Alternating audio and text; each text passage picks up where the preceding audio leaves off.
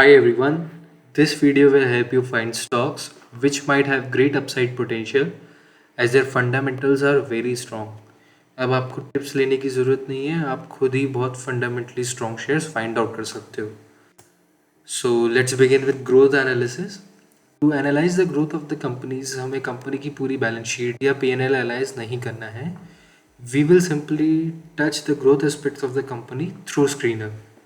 So these are the criteria to analyze the growth factors of the company. So let's begin with return on equity. Share के पैसों से कितना company return generate करती है. जहाँ पे ROE ज़्यादा होगा वहाँ आपकी इन्वेस्टमेंट की ग्रोथ भी ज़्यादा होगी. We will look for companies whose ROE is above than 20%. Next would be ROCE. Here, how much the return has been generated from the overall capital of the company. This include debt and equity fund. So next would be debt to equity ratio. This is a reflection of debt and equity balance in the company. Higher the debt in a company, higher would be the risk. ये एक exception हो सकता है infra companies या फिर high capital intensive वाली companies के लिए.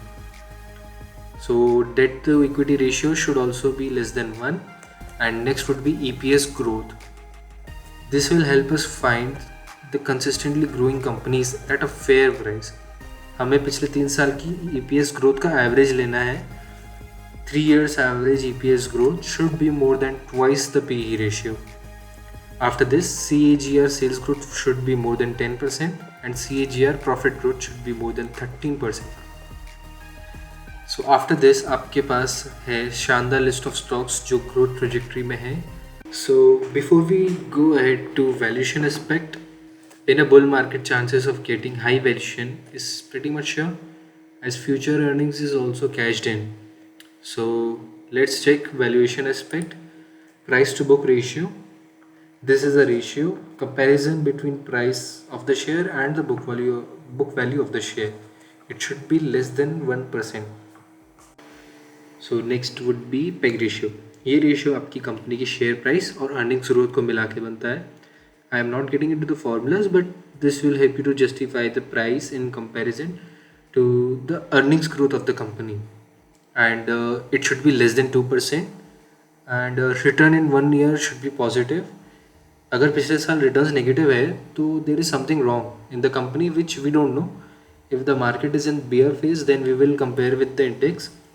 Like if the fundamentals are very strong, why the returns are negative, this would be the check. And last 3 years के CAGR एवरेज रिटर्न अगर मोर देन 10% है तो share एक बुल फेज में. And after valuation analysis before we move ahead, I will request you to please like, share and subscribe to this channel. In future we will be coming with lots of new videos relating to trading, technical analysis and many more insights from my trading and investment journey.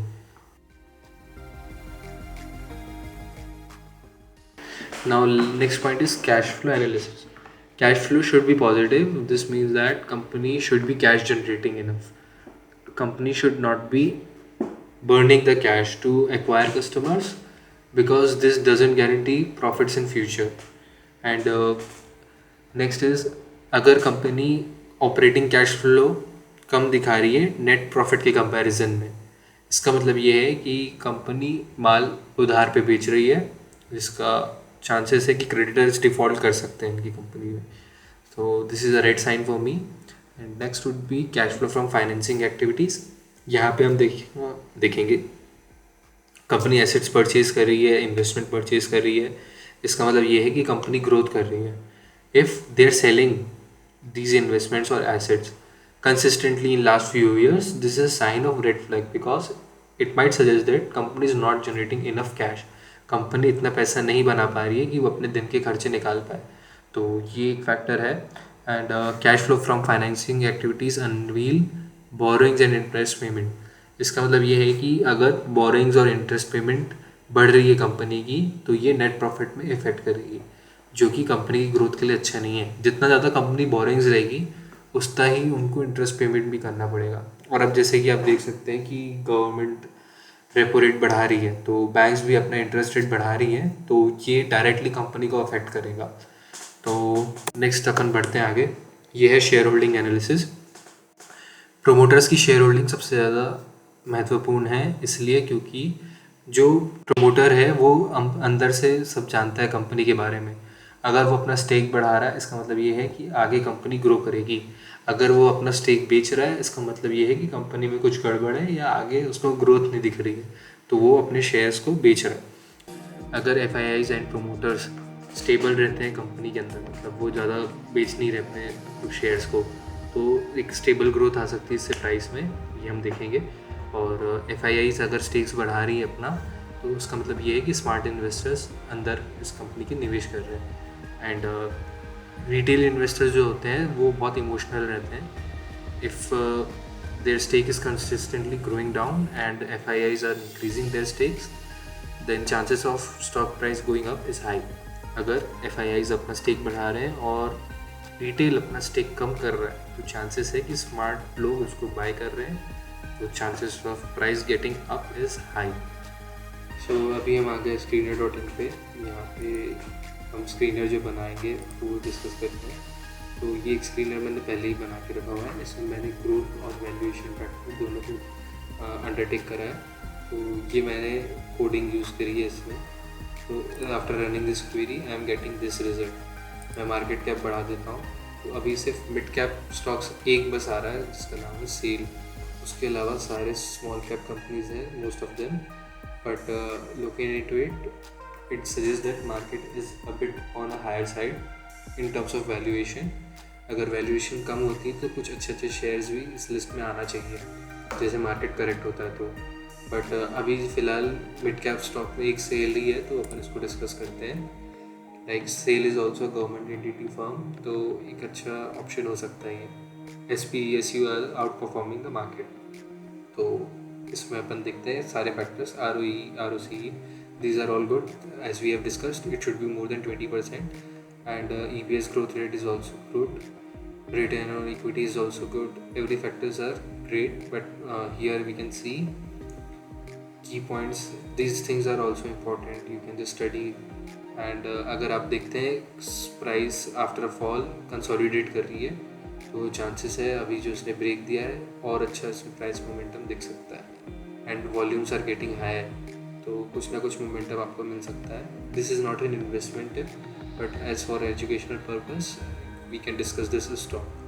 तो अपन ने देखा था कि जो net profit है वो cash flow से ज़्यादा होना चाहिए। तो प्रॉफिट एंड लॉस स्टेटमेंट ये रहा। यहाँ पे आप देख लीजिए नेट प्रॉफिट क्या आ रहा है, 12,240 करोड़। तो इसको अपन cash flow from operating activities से देखते हैं। तो यहाँ पे आ रहा है 30,987, which is fair enough. Cash flow ज़्यादा है, सेल्स कम है, this is good. And if we expand investing activity, so here we can see fixed assets purchased. Here companies are purchasing fixed assets. Like this figure is in negative, this means cash has been spent. तो यहाँ पे जो बेचा हुआ है इस fixed assets को, इससे इतना रेवेन्यू जनरेट हुआ है। और इंटरेस्ट रिसीव्ड करा कंपनी ने, it's not paying the interest. Investment में अपने इंटरेस्ट पे रिसीव करा है 196 करोड़ का, this is also good. And financing activities discuss कर लेते हैं। यहाँ पे रीपेमेंट कर रही है कंपनी बोरोइंग्स के लिए, this is also a positive factor. Like here company is getting borrowings, but now here they are repaying their borrowings, this is good। And we can see interest payment is also getting down, this is a positive sign for a company। And here we can see dividends, this time companies has paid a good dividend, like 3,000 crores का dividend उन्होंने पे किया, this is also good। And here they have paid off some financial liability, यहाँ पे उन्होंने कोई अपनी financial liabilities को सेटल ऑफ किया, उसका एक सम आ रहा है। So let's discuss the shareholding pattern of SAIL. Here we can see in March 2021 government ने अपना स्टेक बेचा था around 10%। Government I mean here promoters, as this is the PSU holding. तो यहाँ पे 10% अपना गवर्नमेंट ने बेचा था। यहाँ FIIs की एक्टिविटीज़ देख लेते हैं। यहाँ पे इन्होंने स्टेक अपना बढ़ाया था अराउंड, यहाँ पे इन्होंने फिर दिसंबर में अपना स्टेक कम करके अभी वही रेंज में उनका स्टेक चल रहा है 4.5 से 4 के बीच में। तो यहाँ पे तो न्यूट्रल है अभी सब कुछ, बट DIIs का अगर पॉइंट ऑफ व्यू देखें तो यहाँ पे कंसिस्टेंटली इंक्रीज़ हो रहा है। Domestic institutional investors are buying SAIL. So that is it for today guys। I hope you enjoyed this video। And for more such content, please like, share, and subscribe to my channel. Thank you, thanks, and a lot.